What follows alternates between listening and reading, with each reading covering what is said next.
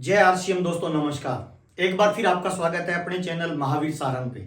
आज हम बातचीत करने वाले हैं। बहुत सारे लोगों के मेरे यूट्यूब चैनल पे कमेंट आ रहे हैं कि सर हमारा बिजनेस डुप्लीकेट नहीं हो रहा, हमारा बिजनेस में लीडर तैयार नहीं हो रहे, हमारा लेवल नहीं आ रहा, हमारे बिजनेस में ग्रोथ नहीं आ रही, क्या करें, मेहनत बहुत ज्यादा करते हैं। तो आज आपको मैं बहुत ही महत्वपूर्ण चीज बताने वाला हूं कि आरसीएम बिजनेस में एक्चुअली में 3 फेज होते हैं। ये 3 फेज का बिजनेस है। हम गलती क्या करते हैं कि जिस फेज में हम होते हैं ना, उस फेज का काम नहीं करते, हम उससे आगे वाले फेज में चले जाते हैं या उससे पीछे वाले फेज में चले जाते हैं, इसीलिए बड़े रिजल्ट नहीं आते। तो आज का वीडियो बहुत महत्वपूर्ण होने वाला है। आज मैं चर्चा करने वाला हूं डायरेक्ट सेलिंग, नेटवर्क मार्केटिंग या आरसीएम बिजनेस 3 फेज का बिजनेस होता है। नंबर 1, पहला फेज होता है, उसे कहते हैं स्टार्टअप फेज। स्टार्टअप फेज जो होता है उसके अंदर हमें नई चीजों को सीखना होता है, हमारी अपलाइन के सानिध्य में रहना होता है, हमें प्लान देना सीखना होता है स्टार्टअप में, है ना। स्टार्टअप फेज में हमें यह सीखना है कि प्लान कैसे किया जाए, एक स्टूडेंट को कैसे प्लान दिया जाता है, एक व्यापारी को कैसे प्लान दिया जाता है, एक हाउसवाइफ को कैसे प्लान दिया जाता है, कौन से की पॉइंट होते हैं जिनको फोकस में रख के प्लान दिया जाता है, एक बेरोजगार को कैसे प्लान दिया जाता है, एक स्टूडेंट को कैसे प्लान दिया जाए, एक फार्मर को कैसे प्लान दिया जाए, एक बड़े अधिकारी को कैसे प्लान दिया जाए। तो स्टार्टअप फेज में हमें प्लान देना सीखना होता है। स्टार्टअप फेज में हमें ड्रेस कोड का महत्व सीखना होता है। स्टार्टअप फेज में हमें यह भी सीखना होता है कि टूल्स कौन से रखे जाए, हमारा बैग कैसे तैयार किए जाए, हमारे बैग में कौन कौन से प्रोडक्ट हो, स्टार्टअप फेज में यह सीखा जाता है। कभी भी आप चेक करिए, एक मेरा यूट्यूब पे वीडियो आपको मिल जाएगा, आपका PMF क्या है, प्राइमरी मोटिवेशन फैक्टर क्या है, 365 दिन कौन सा हम काम करें, एक वीडियो मिलेगा। उसमें मैंने स्टार्टअप फेज के बारे में डिटेल से बताया है कि 365 दिन हमें स्टार्टअप फेज के अंदर जो हम रहते हैं तो हमें कौन कौन से कामों को फोकस करना चाहिए, कैसे हमें मीटिंगों में जाना है, मीटिंगों की तैयारी कैसे करनी होती है, लोगों से बातचीत कैसे करना होता है, ऑब्जेक्शन को कैसे हैंडल करना होता है, ये सारी चीजें स्टार्टअप फेज में आता है। आप कभी भी देखना, कोई बच्चा जब स्कूल में पहली बार जाता है तो टीचर उससे ज्यादा कुछ नहीं सिखाता है, एक अक्षर लिखेगा उसकी कॉपी या पेन से या स्लेट या बर्ते से या चौक से, और क्या बोलेगा, कुछ नहीं करना है, तेरे को इसको पक्का करना है। तो स्टार्टअप जो फेज होता है ना, उसके अंदर हमें उन चीजों को पक्का करना होता है, हमारा बेस तैयार होता है, हमारा फाउंडेशन तैयार होता है। तो जो लोग स्टार्टअप फेज के अंदर ठीक से प्लानिंग नहीं करते हैं ना, उनको फिर आगे चल के दिक्कत आती है। तो पहला फेज होता है आरसीएम बिजनेस का स्टार्टअप फेज।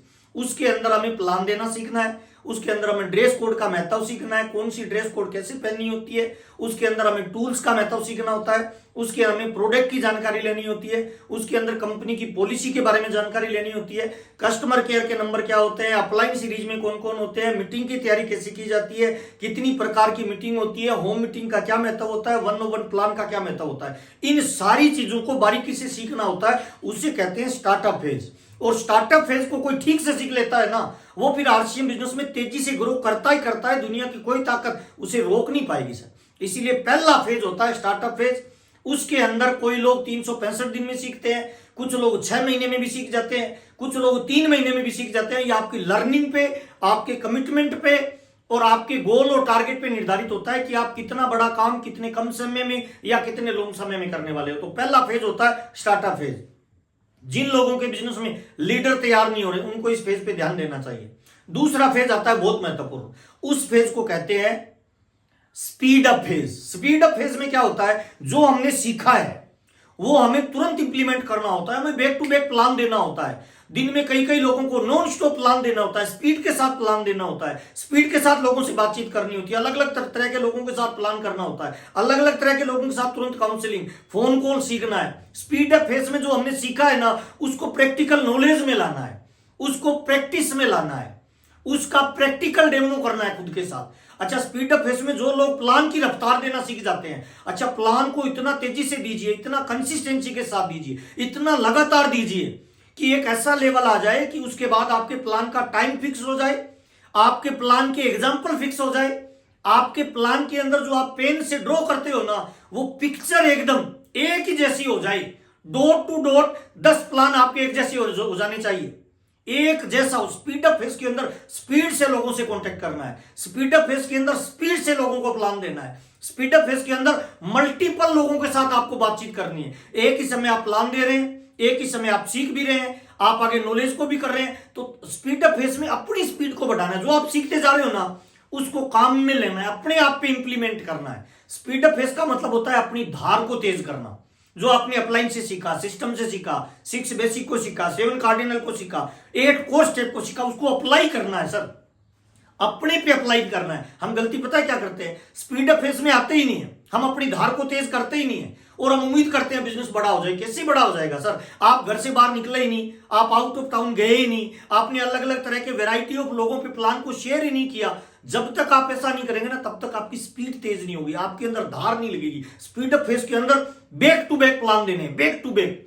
मैं शुरुआत में सुबह 7 बजे घर से निकलता था, रात को 10 बजे तक आता था, और रात को हालत ये हो जाती थी केवल जबान हिलती थी लेकिन आवाज नहीं निकलती थी। इतने प्लान देते थे, प्लान की रफ्तार इतनी तेज करते थे, चेक नहीं करते थे कौन ज्वाइन कर रहा है, कौन क्या बोल रहा है, क्या सोच रहा है। स्पीड अप फेज के अंदर आपको अपनी धार तेज करनी होती है सर। हर फील्ड के लोगों पे अपनी धार को आजमा के देखना होता है। एक बेरोजगार पे, ग्रामीण पे, महिला पे, शहरी लोगों पे, नौकरी वाले पे, बेरोजगार पे, सब लोगों को प्लान दे दे के आपको एक नोट्स बुक तैयार करनी होती है। जब आप बार बार किसी चीज को करते हैं ना, तो आपका अवचेतन मन उसको रिसीव कर लेता है। जिस तरह से हम जब साइकिल चलाना शुरू करते हैं तो लगातार सीखते रहते हैं, लगातार सीखते रहते हैं, उसके बाद हमारा अवचेतन मन उसे रिसीव कर लेता है। उसके बाद हम हाथ छोड़ के भी चलाते हैं, लोगों से बात करते हुए भी चलाते हैं, लोगों से फोन पे बात करते हुए भी चलाते हैं, तो अवचेतन मन उसको प्रैक्टिस में ले आता है।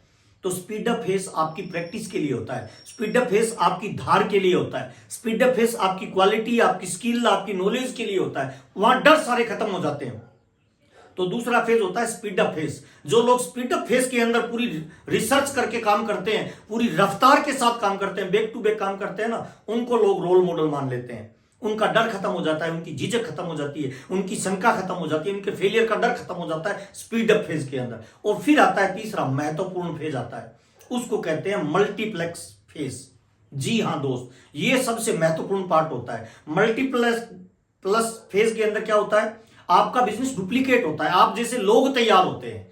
उस फेज के अंदर आपको चेक करना होता है जिस तरह से आप काम कर रहे हैं, ऐसे काम करने वाले, आपको डुप्लीकेट करने वाले लोग कितने तैयार हो रहे हैं, आपको मल्टीपल करने वाले आपकी टीम में कितने लोग तैयार हो रहे हैं। जैसा आप प्लान दे रहे हैं, जैसा आप कपड़े पहन रहे हैं, जैसा आप बैग लेके चल रहे हैं, जैसा आप फील्ड में एक्शन कर रहे हैं, ऐसे कितने लोगों को आप डुप्लीकेट कर रहे हो। बहुत सारे लोग आरसीएम बिजनेस में काम करते हैं, 2 साल हो गए, 4 साल हो गए, 5 साल हो गए, 6 साल हो गए, उनका बड़ा लेवल नहीं आ रहा है। पता है क्यों नहीं आ रहा, क्योंकि उन्होंने स्पीड अप फेज के अंदर प्रैक्टिस नहीं की है सर, मुझे माफ करना।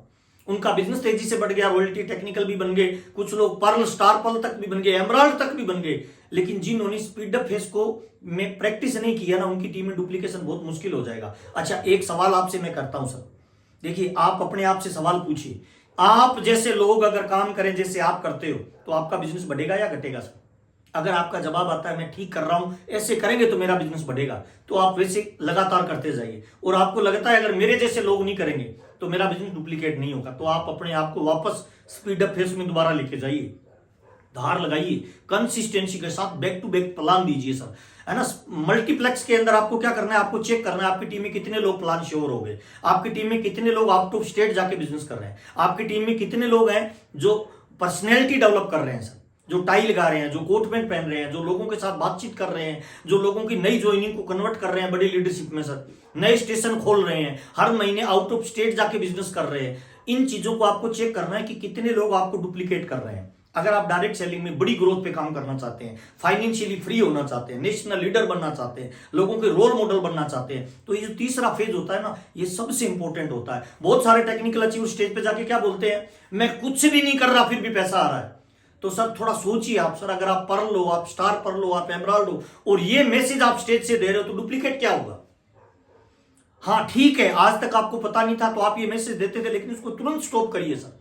आप कभी भी इन चीजों को मत बोलिए जो चीज डुप्लीकेट होने से आपका बिजनेस खत्म होता है सर। आपको लगता है ये आपके लिए अच्छी बात है, लेकिन ये आपकी टीम के लिए बहुत अच्छी बात नहीं है सर। जैसा आप बोलोगे वैसा आपकी टीम करना शुरू कर देगी सर। हमारा जो बिजनेस है ना, ये डुप्लीकेशन के सिद्धांत पे काम करता है सर। और हमारा बिजनेस बोझ का बिजनेस नहीं है, हमारा बिजनेस लीडर्स का बिजनेस होता है। और लीडर ये नहीं बोलता है तुम करो, लीडर बोलता है पहले मैं करके दिखाता हूं, अब तुम करो। खुद करके दिखा के लोगों को डुप्लीकेट करने का बिजनेस होता है। तो सर ये 3 फेज है।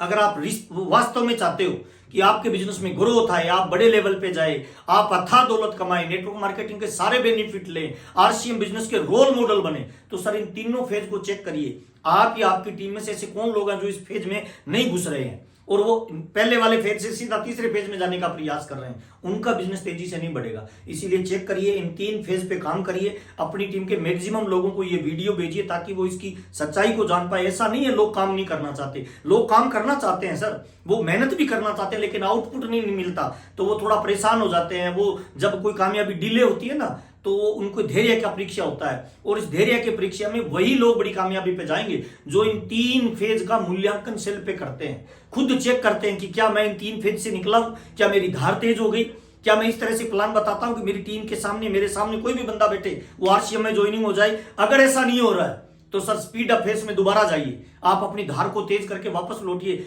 लोग उन्हीं लोगों को डुप्लीकेट करते हैं सर जिनकी धार तेज होती है। और हमारा जो बिजनेस है ना, ये फॉलोअर लोगों का बिजनेस नहीं है, मुझे माफ करना सर, ये लीडर लोगों का बिजनेस है, लीडरशिप का बिजनेस है सर। इसलिए अपनी लीडरशिप को बड़ा करिए, अपनी लीडरशिप को खड़ा करिए। इंसान गलती पता है क्या करता है, जब उसका बिजनेस नहीं बढ़ रहा होता तो वो दूसरी चीजों की तरफ देखता है, बाहर की तरफ, वो कंपनी की तरफ देखता है, वो प्रोडक्ट की तरफ देखता है, वो अपलाइन की तरफ देखता है, वो डाउनलाइन की तरफ देखता है, वो पीयूसी की तरफ देखता है, और दूसरों पे दोषारोपण करता है कि वो ठीक नहीं सर। कामयाब आदमी क्या करता है सर, पहले अपने को चेक करता है, खुद को, सेल्फ को चेक करता है कि मेरा बिजनेस क्यों नहीं डुप्लीकेट हो रहा। मेरे ही लेवल पे जो आजू बाजू के लोग थे वो पिन चेंज कर रहे हैं, उनकी ग्रोथ आ रही है, तो कौन सा काम कर रहे हैं। तो अपना मूल्यांकन करें, इन 3 फेज को खुद पे अप्लाई करें, और उसके बाद टीम में डुप्लीकेट करें, आपका बिजनेस डेफिनेटली बढ़ेगा। 100% गारंटी है कि आप आरसीएम बिजनेस में बड़े लेवल पे जाएंगे। आपसे मिलकर मुझे बहुत अच्छा लगा। अगर ये वीडियो मेरे आपके जीवन में वैल्यू ऐड कर रहे हैं, आपकी टीम में नॉलेज बढ़ा रहे हैं, स्किल डेवलप कर रहे हैं, लीडरशिप को आगे बढ़ाने में प्रोत्साहित कर रहे हैं, तो कमेंट जरूर करिए। आपके कमेंट नीचे, आपका दिया गया छोटा सा कमेंट मुझे प्रोत्साहित करता है, मुझे मोटिवेशन देता है, और मुझे कुछ और नई चीजों पे रिसर्च करके आपके सामने लाने का अवसर देता है। बहुत बहुत धन्यवाद। आपका जो प्यार और सम्मान मुझे लगातार मिल रहा है उसके लिए मैं दिल से आपका आभारी हूं। मिलते हैं नेक्स्ट वीडियो में, तब तक जय आसिम, थैंक यू।